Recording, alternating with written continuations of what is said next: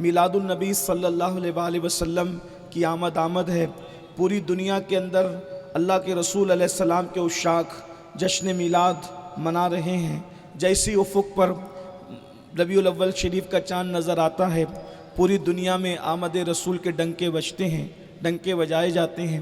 یہ آج کل کی بات نہیں، کم و بیش 1450 سال سے ہر دور میں الگ الگ انداز سے جس دور میں جیسا عرف تھا اس عرف کے مطابق یہ میلاد کا جشن منایا گیا، میلاد کی دھومیں منائی گئی، اور جس نے منایا اللہ نے اس کی جھولیاں بھی بھری، اللہ نے ان کو نعمتیں بھی عطا فرمائی، اللہ نے ان کو عزتیں بھی عطا فرمائی۔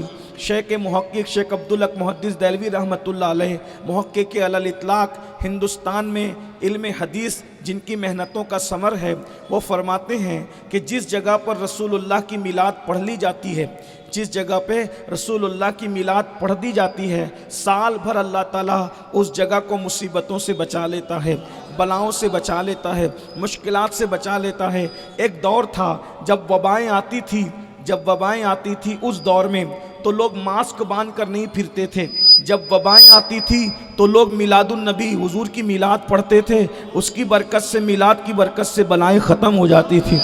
یہ میرے جذبات نہیں، یہ آپ دنیا کی تاریخ اٹھا کر کے پڑھیں کہ جب بلائیں آئی ہے، طاعون کا مرض پھیلا ہے تو لوگوں نے کیا کیا ہے، وبائیں پھیلی ہے تو لوگوں نے کیا کیا ہے۔ میرے آقا صلی اللہ علیہ وآلہ وسلم کے پیارے دیوانوں، بڑا خوبصورت مجمع ہے، خوبصورت محفل ہے، علماء کرام بھی ہے، آپ بھی ہے۔ میری گفتگو دو عناوین کو ایک ساتھ جوڑے ہوئے ہیں۔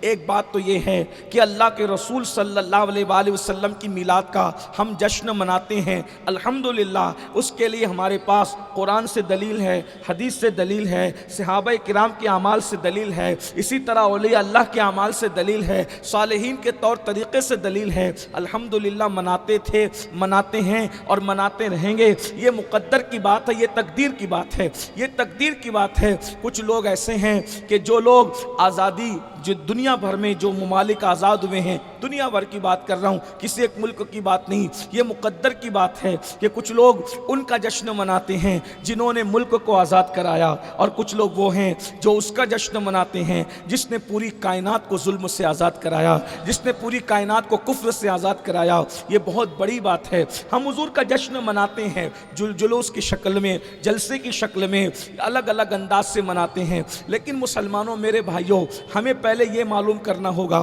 حضور دنیا میں کیوں تشریف لائے، اللہ کے رسول کے آنے کا مقصد کیا تھا۔ کبھی ہم نے یہ بھی سوچا آنے کا مقصد کیا تھا؟ اس پر میں آخر میں کچھ بات کروں گا اگر وقت رہا، لیکن آپ کی توجہ چاہتا ہوں، حضور کس مقصد کے لیے آئے۔ ظاہر سی بات ہے، جو انسان جتنا بڑا ہوتا ہے اس کے کہیں جانے کا مقصد بھی اتنا بڑا ہوتا ہے۔ اللہ اکبر، جو جتنا بڑا ہوگا وہ اتنے بڑے مقصد کے تحت جائے گا۔ اور یاد رکھنا، بڑے لوگ جو ہوتے ہیں، پڑھے لکھے لوگ جو ہوتے ہیں، وہ بے مقصد کوئی کام نہیں کرتے۔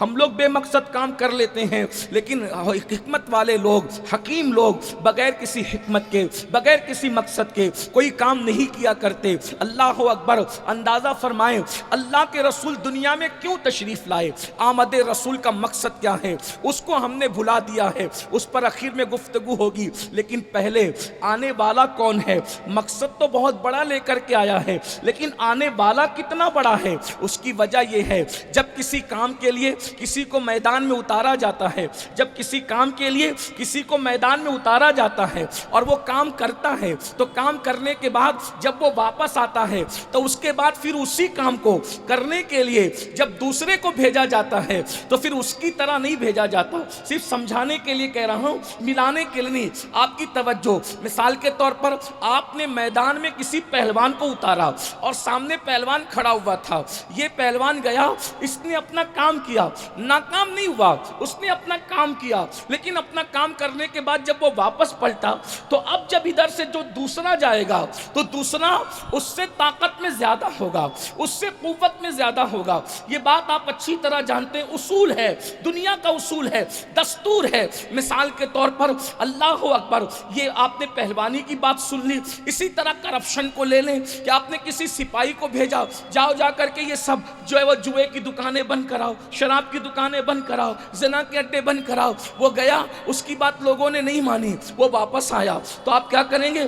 دوسرا اس سے بھاری بھرکم آدمی بھیجیں گے تاکہ اس کا رواب ہو، اس کے اپنی جو وہ شخصیت ہو، اس کا اپنا انداز ہو۔ یعنی آنے والا جب پلٹ کر آ گیا تو اس کے بعد اس سے بہتر جائے گا۔ یہ دنیا کا دستور ہے بلا تمثیل۔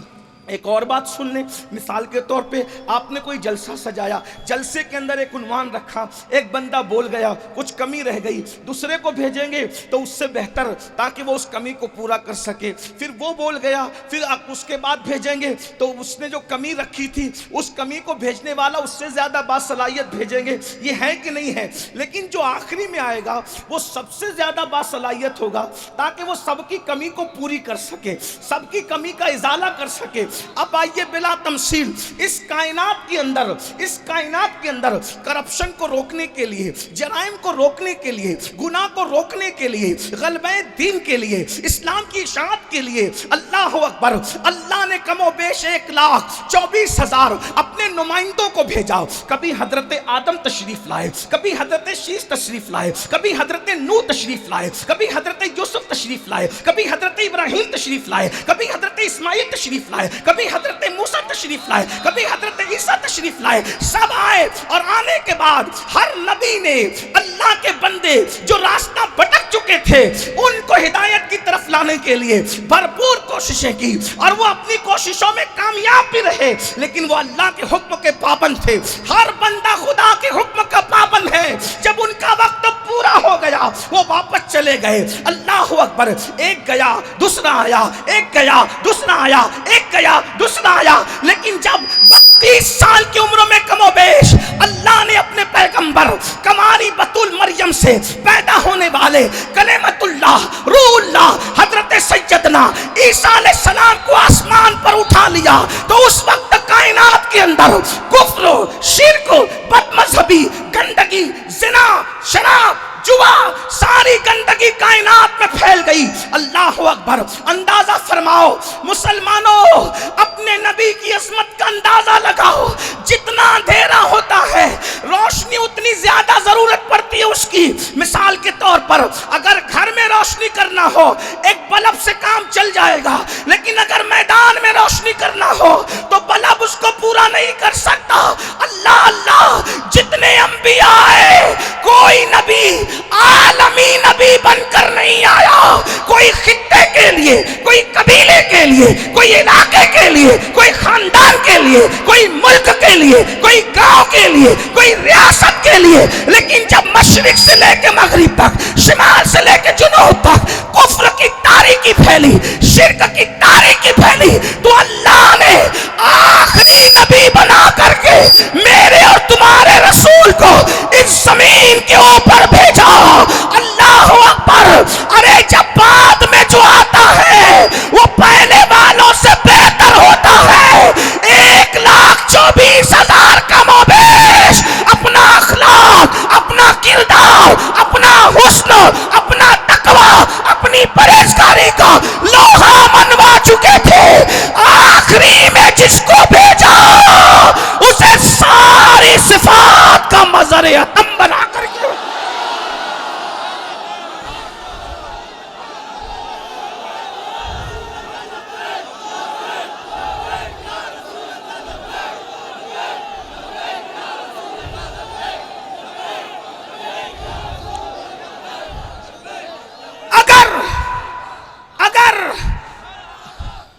اگر ہر نبی کی ایک ایک صفت بھی کاؤنٹ کریں آپ، حالانکہ ہر نبی میں ایک ایک صفت نہیں تھی، ایک ایک خوبی نہیں تھی، ہر نبی سراپا خوبی تھا، ہر نبی سراپا خوبی تھا، لیکن اگر ایک خوبی بھی ایک نبی کی کاؤنٹ کر لیں تو کتنی خوبیاں ہیں میرے نبی میں؟ کم سے کم 1,24,000 کم و بیش کے حساب سے کم سے کم، اور یہ کم سے کم ہے جس کی کم سے کم 1,24,000 ہو، جس کی کم سے کم 1,24,000 اور وہ کم سے کم میں بھی کون؟ آدم کی صفوت. لیکن یہ بھی یاد رکھنا آدم صفی تھے مگر ہو بہو آدم کی صفوت ان میں نہیں تھی. توجہ، اگر آپ حضور کی میلاد سننے آئے تو بہت اہم توجہ یاد رکھنا. آج جب کہ پوری دنیا میں نبی کو گالیاں دی جا رہی ہے، مسلمانوں کلمہ پڑھنے والوں تمہاری ذمہ داری ہے کہ اپنے نبی کی شان بیان کرو. بچے کو اپنے نبی کی شان بتاؤ، اس لیے کہ دنیا لرزہ برندام ہے کہ دنیا کا آنے والا مذہب، پوری کائنات کا آنے والے دور میں سب سے بڑا مذہب کوئی ہوگا تو وہ صرف اور صرف محمد الرسول اللہ پڑھنے والا مذہب ہوگا. دنیا کو خوف ہے، اس لیے رسول اللہ کے لیے گالیاں دی جاتی ہے تاکہ لوگ حضور کی طرف جا نہ سکے. لیکن ہم نبی پاک کا کلمہ پڑھتے ہیں. میں تو ان بھائیوں کو بھی کہتا ہوں جو کسی کے بہکاوے میں آ کے مسلمان ہونے کے بعد ان کو یوں لگتا ہے کہ مولانا ہم حضور کا اتنا ذکر کیوں کرتے ہیں. میں کوئی آپ کو چڑھا نہیں رہا ہوں چونکہ وہ میرے بھائی ہیں. وہ لوگ جو بہکاوے میں آ کر لاشعوری طور پہ کہتے ہیں ان کو سمجھانا تو ہماری ذمہ داری. ہم صوفیہ کے غلام لوگ ہیں. ہاں، جو گالی دے توہین کرے اس سے ہمارا کوئی رشتہ نہیں ہے، لیکن جو لاشعوری طور پہ کہے وہ تو ہمارا بھائی، ہم اس کو سمجھائیں گے. اگر آپ کہتے ہیں، ایک بات میں آپ سے کہتا ہوں سنجیدگی سے سننا، میرے نوجوانوں کی خاص توجہ. وہ کہتے ہیں کہ مولانا حضور کا ذکر اتنا کیوں کریں، اتنا ذکر حضور کا کیوں کریں، ہم اللہ کا ذکر نہ کریں. تو یہ مفتیان کرام اور علماء بیٹھے ہوئے ہیں. ہر مذہب میں کسی نہ کسی اعتبار سے اللہ کا تصور موجود ہے. دنیا کا کوئی مذہب ایسا نہیں ہے جو اللہ کا منکر ہو. آپ غور کریں، عیسائی مذہب میں وہ 3 خدا مانتے ہیں مگر اس میں سے ایک وہ اللہ کو ماننے کی بات کرتے ہیں. یہودی حضرت عزیر کو خدا کا بیٹا مانتے ہیں لیکن کہیں نہ کہیں وہ اللہ کو ماننے کی اور بھی ہندوستان میں جو مذاہب ہیں ان میں بھی اوپر والا کہہ کر کے خدا کا کوئی نہ کوئی تصور موجود ہے. ٹھیک، تب آپ یہ کہتے ہیں کہ مولانا ہم اللہ کا ذکر ہی کریں تو کیا یہ کافی نہیں ہے؟ میں نے کہا آج کی تاریخ میں اللہ کو ماننا یہ کافی نہیں ہے. یہ ذمہ داری سے میں عرض کر رہا ہوں، اللہ کو ماننا کافی نہیں ہے. دوسری بات، اللہ کو الگ الگ تصورات کے ساتھ ماننا کافی نہیں ہے. مومن صرف وہی ہے جو اس اعتبار سے اللہ کو مانے کہ اللہ وہ ہے جو محمد الرسول اللہ کا رب ہے. ہاں، یعنی جب تک محمد الرسول اللہ کے واسطے سے اللہ کو نہیں مانو گے تو اللہ کا ماننا فائدہ نہیں دے گا. حضرت موسیٰ کے واسطے سے بھی مانو تو بھی فائدہ نہیں دے گا، حضرت عیسیٰ کے واسطے سے بھی مانو تو فائدہ نہیں دے گا. بلکہ اللہ کے رسول کی حدیث صحیح ہے، آقا فرماتے ہیں جب حضرت عمر کو توریت پڑھتے دیکھا حضور غصے میں آ کے کہتے ہیں عمر تم توریت پڑھ رہے ہو، اگر آج موسیٰ بھی ظاہری طور پہ حیات ہوتے تو ان کو محمد کی پیروی کے علاوہ اور کوئی چارہ نہ ہوتا. ارے خدا سے کلام کرنے والا کلیم بھی جو خدا سے کلام کر چکا ہے، اگر دور رسالت محمد عربی کے زمانے میں وہ حیات ظاہری طور پہ ہوتے تو ان کا کلام کرنا، ان کا نبی ہونا صرف ان کے لیے کافی نہیں ہوتا. آقا فرماتے جب تک وہ میری پیروی نہ کرے، تو جب کلیم پر ان کی پیروی لازم ہو جائے ان کے نبوت کے دور میں، تو آج کی تاریخ میں ہر مذہب کسی نہ کسی اعتبار سے اللہ کو ماننے کا تصور ہے. تو پھر حضور کا ذکر اس لیے ہم کرتے ہیں، حضور کا ذکر اس لیے ہم کرتے ہیں کیا کہ ہم لوگوں کو بتائیں کہ اللہ نے زمین کو اپنی برہان بنا کر نہیں بھیجا، آسمان کو اپنی برہان بنا کر نہیں بھیجا، ستاروں کی انجمن کو اپنی برہان بنا کر نہیں بھیجا، ستاروں کو اپنی برہان بنا کر نہیں بھیجا، چاند سورج کو اپنی برہان بنا کے نہیں بھیجا۔ کیوں؟ اس لیے کہ جو چاند کی عبادت کرنے لگے، چاند نے نہیں کہا کہ میں خدا نہیں ہوں، خدا کوئی اور ہے۔ جو سورج کی پرستش کرنے لگے، سورج نے نہیں کہا کہ میں خدا نہیں ہوں، خدا کوئی اور ہے۔ اسی لیے اللہ نے جب برہان بنانا ہوا، دلیل بنانا ہوا، تو فرمایا قد جاءکم برہان من ربکم، میں نے محمد عربی کو اپنی برہان بنا کر بھیجا۔ کیوں؟ چاند کی عبادت کرنے والے، سورج کی عبادت کرنے والے جب اسی میں پھنسے تھے تو انہوں نے اشارہ کر کے ایک کو ٹکڑے کیا، دوسرے کو پلٹایا، کہا جس کو خدا مانتے ہو وہ میرے اشارے سے ٹوٹتے بھی ہے، جڑتے بھی ہے، جاتے بھی آتے بھی ہے۔ تو لوگوں نے کہا تو پھر کیا آپ خدا ہے؟ تو کہا نہیں، سر کو سجدے میں رکھ کے کہا سبحان ربی الاعلیٰ۔ تو تب دنیا کو پتا چلا جس کے اشارے پہ سورج آتا جاتا ہو، چاند ٹوٹتا اور جڑتا ہو، ارے جب اتنی طاقت والا یہ ہے تو یہ جس کو رب اعلیٰ کہتا ہے اس خدا کی قوت کا عالم۔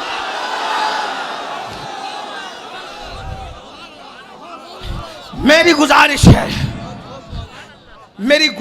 ہے اے میری قوم کے جوانوں، حضور کے ڈنکے بجاؤ۔ اگر دنیا میں دین کا غلبہ چاہتے ہو، حضور کے ڈنکے بجاؤ، کیونکہ اپنے نبی جیسا کوئی ہے۔ انبیاء بھی ہمارے نبی جیسے ہیں، انبیاء بھی ہمارے نبی جیسے نہیں ہے۔ میں نے کہا نا، جب کوئی جاتا ہے واپس تو اس کے بعد جس کو بھیجا جاتا ہے وہ بہت بہتر ہوتا ہے۔ آدم صفی ہے، صفی اللہ ہے، لیکن صفوت آدم ہو بہو میرے نبی کو نہیں دی گئی۔ آدم کی جو صفوت تھی اس سے بڑھ کر صفوت جان آدم محمد الرسول اللہ کو دی گئی۔ بات سمجھ میں آتی ہے؟ آپ کھڑے ہیں، تھک جائے ہوں گے مجھے پتا ہے، لیکن بہت امتحان میں نہیں رکھوں گا۔ ہاں، اللہ آپ سب کو سلامت رکھیں، بلا یہ آپ کے جذبات سلامت رکھیں۔ جب آپ کے جذبات ایسے تو پھر ہم بھی کچھ سنانا چاہیں گے۔